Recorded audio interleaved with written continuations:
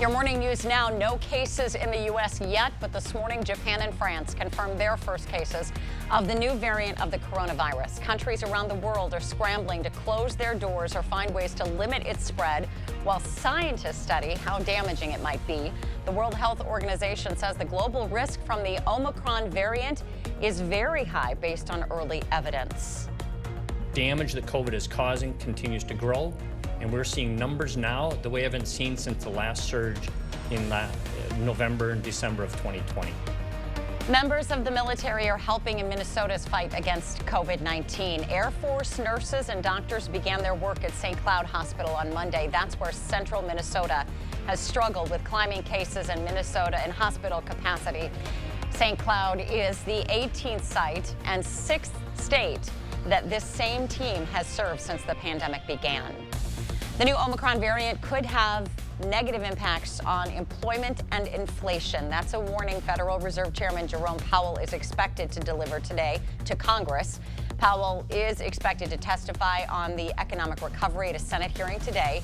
In a statement, Powell said new concerns could keep people from returning to the in-person labor market.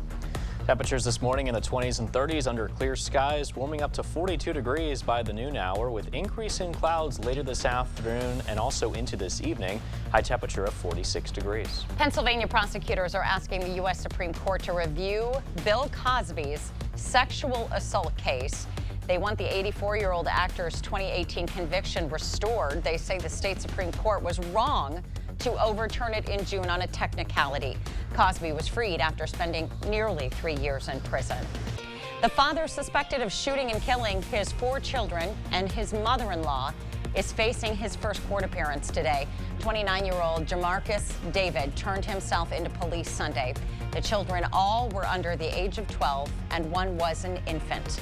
Investigators have not released a motive for the shooting. David is due in court on Tuesday. And testimony is set to begin in Chicago this morning in the trial of ex-Empire actor Jussie Smollett.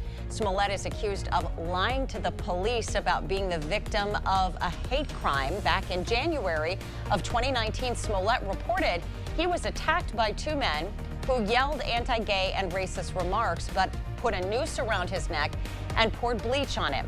Prosecutors say the actor paid 2 acquaintances to stage the attack to boost his career. The CDC is now recommending that all vaccinated adults should get a booster shot because of the Omicron variant.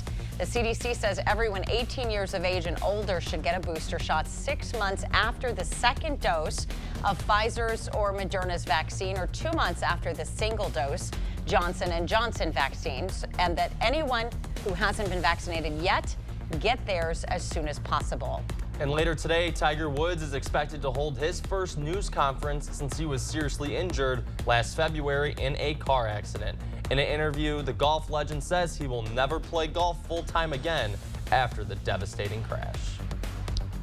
And for your out-the-door forecast this morning, we're looking at temperatures in the 20s and 30s with clear skies out there, but increasing clouds are expected later today with a high of 46 degrees. We have more local news for you coming up at 6 o'clock, including how local high schoolers are getting one step closer to becoming firefighters when they graduate. And on this Giving Tuesday, what you need to know to make every dollar you donate count. We'll be right back. It's 5:55.